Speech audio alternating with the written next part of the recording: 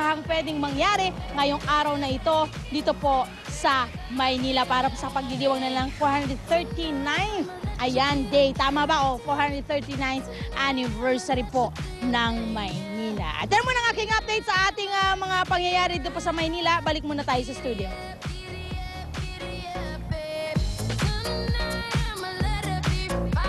Ayan. Sa... Anong atlang? Tama. Ayoko, gusto ko.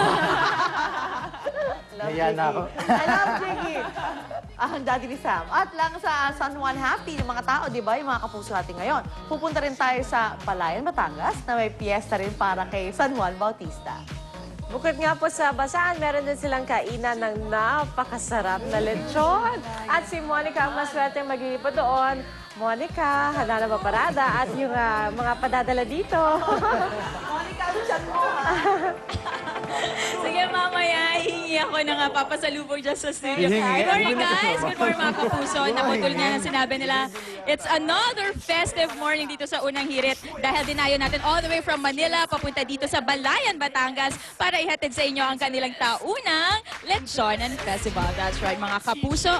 Lechon po ang bida ngayong umaga dito sa Unang Hirit.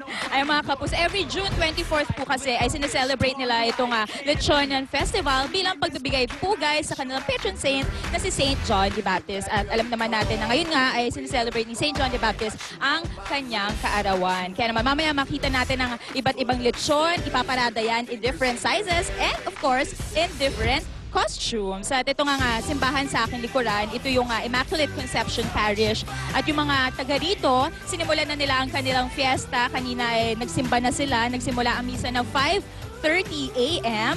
At para naman sa mga hindi nakapagsimba, nagsisimula na po silang mag-prepare para sa kanilang parada ng lechon. Meron na pong mga nagluluto ng lechon. Ako, ayan, mamaya hihingi tayo at ipapadala natin yan sa studio para masarap ang kainan natin ngayong umaga. So mga kapuso, abangan nyo ang lahat ng yan.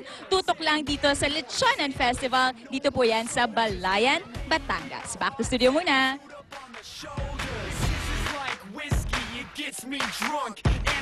Okay mga kapuso, meron na tayong pampalaman sa pandasal ni Ivan. Lechon!